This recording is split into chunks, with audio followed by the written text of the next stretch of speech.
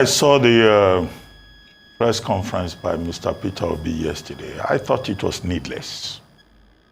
If Mr. Peter Obi is considering a career in evangelism, yeah, there are many people who have gone from other careers into evangelism, but within the framework of the electoral process, what he did yesterday was just, in my view, just seeking media attention, looking for publicity. Why do I say so? The electoral process is effectively a process. If you, as a principal member of the process, if you have any grievances, the best place to go to is the court of law, and which is what Atiku Abubakar has done, the presidential candidate of the PDP, pursuing his matter in the court of law. The last time Waziri Atiku Abubakar had a press conference, he came out and said he wanted the candidate of the NMPP, Rabiu Kwankwanso, to join him, and also Peter Obi of the Labour Party to join him. The Labour Party released a statement and said they were not part of it. Okay, is it that now the Labour Party has changed its mind? The only appropriate forum that Mr. Peter Obi can adopt is to go to court, to say he has issues to raise. But to come forward and then be giving a press conference and moralizing, it doesn't quite fall within the framework of the matter before us. But of course, for publicity purposes, for attention-seeking purposes, what he has said has generated attention. And I think that the response that he has received from Felix Moka of the APC is in place. What Felix Moka has said is that the 8.9 million people who voted for Bola Ahmed Tinubu in the election, in the presidential election, they were not groggy when they did. So there's clearly a division on the matter in Nigeria. And the only place you can resolve it is not through propaganda, it's not media attention, it's in the court of law. So Mr. Peter Obi must be very clear about the fact that the matter is now before the Supreme Court, and it's only the Supreme Court that can decide on that particular matter. What are the questions he has raised about identity, about qualifications, this is like campaign after the election, as far as I'm concerned. It's campaign after the election. We have moved beyond the campaign. So he should stop campaigning after the election. If he has any issues, let him approach the courts. That's my honest opinion on that particular. Welcome to my channel, where we discuss everything and all things politics, especially about the 2023 presidential election that was held on February 25, 2023, and the result controversially announced on March 1st, 2023. And that controversial result produced President Bola Ahmed Tinubu as the president of Nigeria. The major petitioners, Peter Obi of the Labour Party and Atiku Abubakar of the People's Democratic Party, not satisfied, headed to the Presidential Election Petition Court, which delivered its judgment on March 1st, on September 6th, 2023. And that result, or that verdict, was not acceptable to the petitioners, and they headed to the Supreme Court, which all eyes are on the Supreme Court to determine who actually won the 2023 presidential election held in Nigeria. And one of the petitioners, Atiku Abubakar, in his effort to prove that Bola Ahmed Tinubu submitted forged Chicago State University certificate and presented same to the Independent National Electoral Commission, Atiku Abubakar subpoenaed the University of Chicago, and after several roadblocks put on his way by Tinubu and his lawyers, Atiku prevailed, and he was given access to academic records of Bola Ahmed Tinubu. And that record is the subject of discussion in Nigeria and around the world right now. It was in furtherance of the revelations from the discovery that Peter Obi, the presidential candidate of the Labour Party, addressed a world press conference And the video you just watched now, you will be pardoned if you think that the person you saw speaking was Njuri Ngilali, the special advisor to the president on media and publicity, or Bayo Nanoga, who has been appointed the media special assistant, media and publicity too, who is these two men I mentioned that you mistaken them for what the man you saw now. They were members of 11, they were part of the 11 members of Tinubu's propaganda machinery, known as the Directorate of Media and Publicity in the presidency. Now, Ruben Abati is not new in being a spokesperson for a president. He had been the spokesperson of former President Goodluck Jonathan, but he had a disastrous outcome in terms of what he was able to perform. He left Jonathan without any cover at all. They were pommeling Jonathan and his wife, right, left, and center. People like Wole Soyinka and all these people, they were writing epistles against Jonathan and his wife. I can't remember when Abati was forceful in replying them. His response was always very timid, to the level that Jonathan was just left like an orphan in the presidency.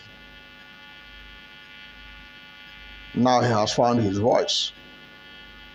Perhaps he will do well to join the Directorate of Media and Publicity of Bola Ahmed Tinubu, so that you can help that the government in their propaganda agenda. He was attacking Peter Obi unnecessarily, as far as I'm concerned. But Peter Obi was right in his presentation. What is the issue at stake? Peter Obi raised issues that emanated from the discovery of the academic records of Bola Ahmed Tinubu, as made available to Atiku Abubakar by Chicago State University.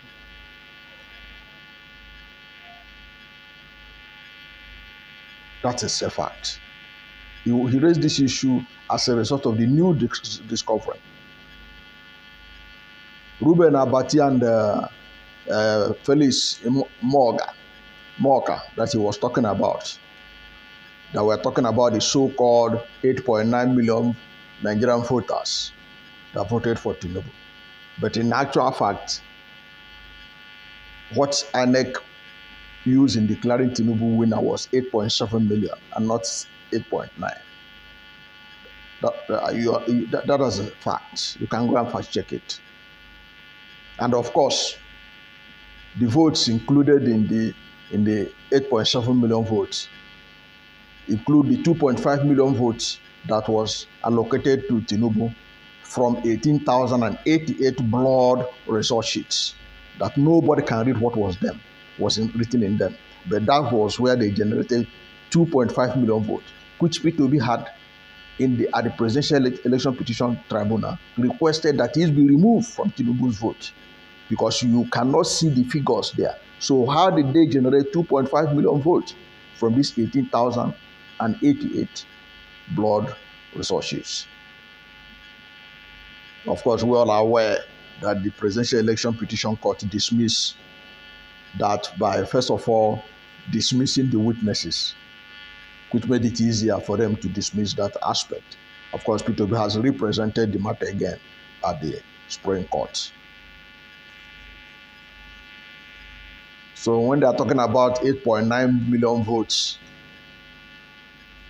they have to be careful what they are talking about, because people also have record. They are not the only ones that have record about the election, even though the records are largely manipulated by the Independent National Electoral Commission based on the evidence we have seen so far. And the 8.9 million, why Peter Obi need to make public what he did? was because the so-called 8.9 million voters of Tinubu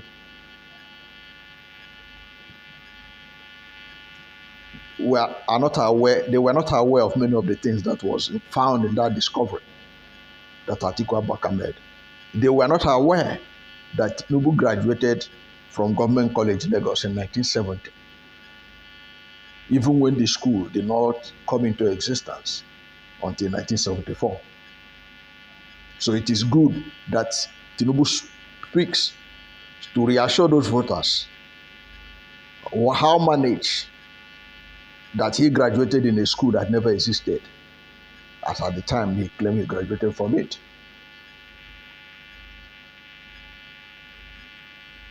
So they are not aware of it, so there's a need for them. So claiming that the same people, they know Tinubu before when they voted, the information now show that they don't know him. They didn't know he graduated from a school that never existed. At the time, he claimed he graduated from there.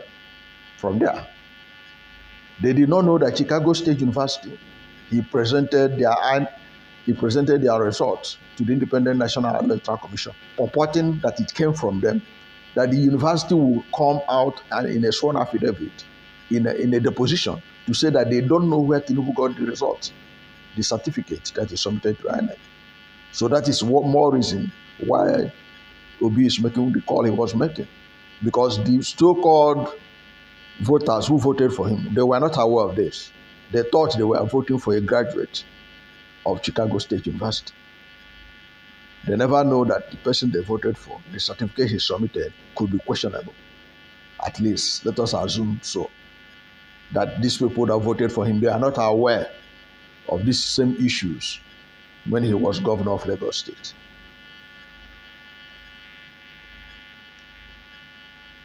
So they were not aware that Caleb Westberg, the registrar of the university, that they would deny Tinubu in terms of the certificate he submitted to INEC. So if they are saying that why should Peter Obi say that he should make himself known when those who voted for him already know who he was when they voted?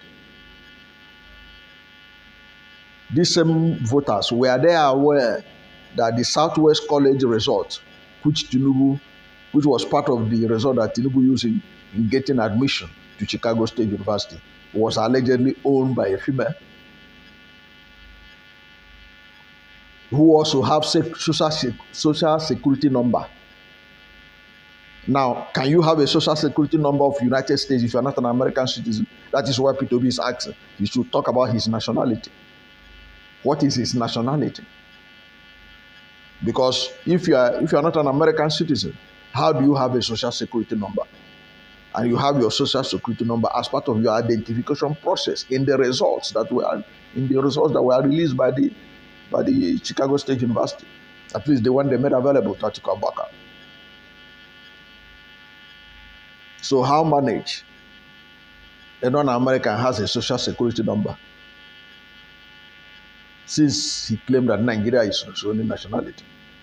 So that's why Peter Obi is saying, we want you to tell us about your nationality.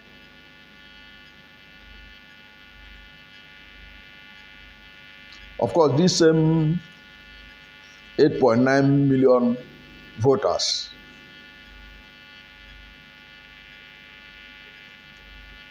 having seen all the information about the man they voted for, it is necessary that they get clarification. They may not be in a position to call a world press conference. So Peter Obi speaks for them and all Nigerians and the international community that are concerned about the whole development.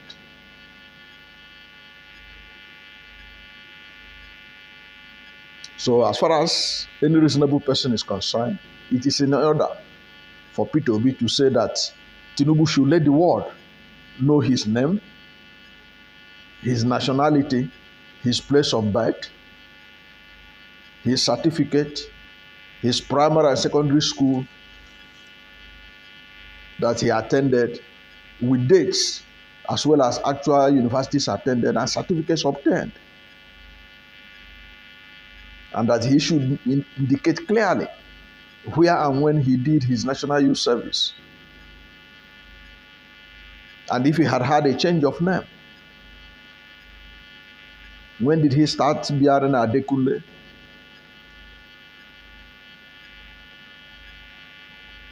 When did he add it to his name? How did that name suddenly appear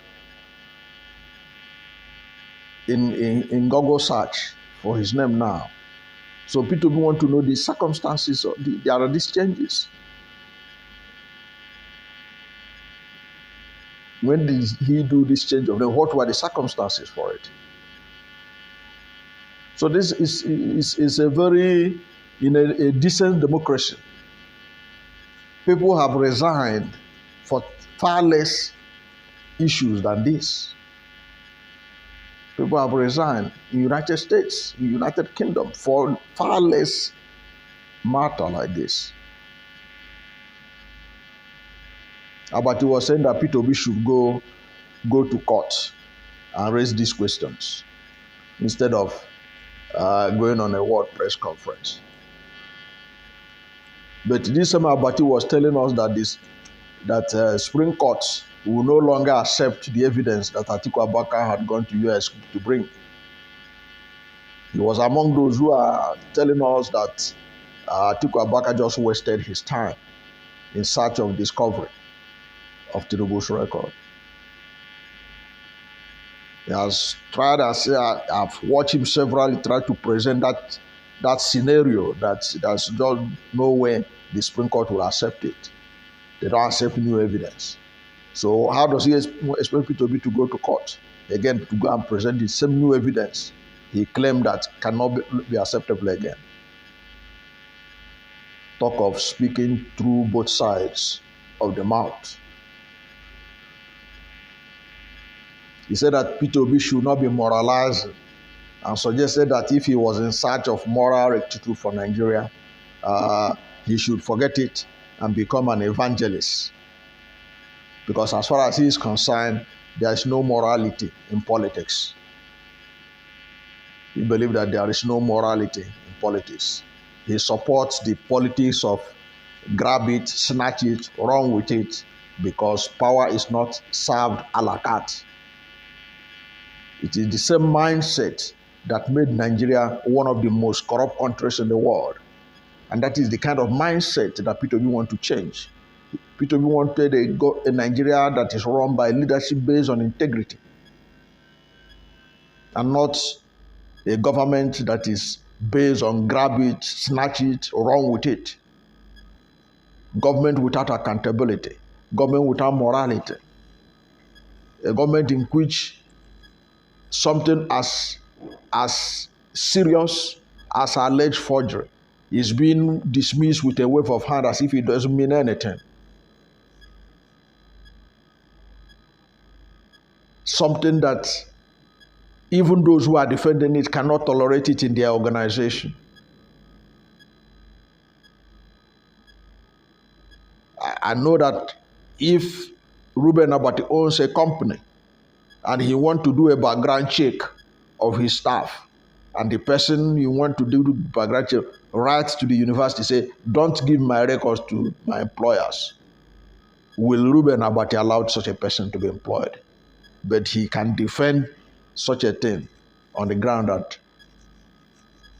Peter Obi should not talk about morality. If you want to talk about morality, let him go and be an evangelist. That is where people moralize and not in politics. And that's why Nigeria is the way it is today. Because there is so much lack of integrity, there is so much lack of clarity of purpose, because leadership is all about grabbing primitive accumulation of wealth, no matter how it was gathered together. And that's why you can see that Nigeria is at the top of the most corrupt countries in the world. And the sign we are seeing so far means that Nigeria is going to remain there for a very long time, unless a miracle happens and the Supreme Court was able to do the needful. If not, this country is just up there for the ride. it's now up for grabs in terms of who can loot better. If look at it now. Muhammad Buhari ran his presidency on the record of anti-corruption. War against corruption was his sing song for 8 years. And his government has been adjudged the most corrupt government in history. If you are in doubt, go and check Nigeria's record at Transparency International rating of corruption in Nigeria in the last 8 years. Now we have a government that doesn't even pretend to campaign anything about corruption. What else do you expect? In fact, if there's anything that this country needs today, it's a president that has morality, a president that has integrity, a president that has the fear of God, a presidency that has a clean record to show that Nigeria is not a country of scam masters from top to bottom. A president that could show that integrity counts. A presidency that will run government on transparency and accountability. That doesn't need an evangelist or an imam to be actualized. You don't need to be an evangelist. You don't need to be an imam for you to run a government based on integrity, based on accountability, based on the will of the people, based on a clean record, a presidency in which your certificates are impeccable, cannot be disputed anywhere in the world. You don't need to be a saint to have such a record. We have so many Nigerians who could be presidents who have such records. And Peter Obi is saying, come clean on this. Tell us what we are seeing from the discovery in Chicago is nothing to write home about. The world are laughing at us. We live in a global village. They are making mockery of Nigeria. That's what Peter Obi is concerned.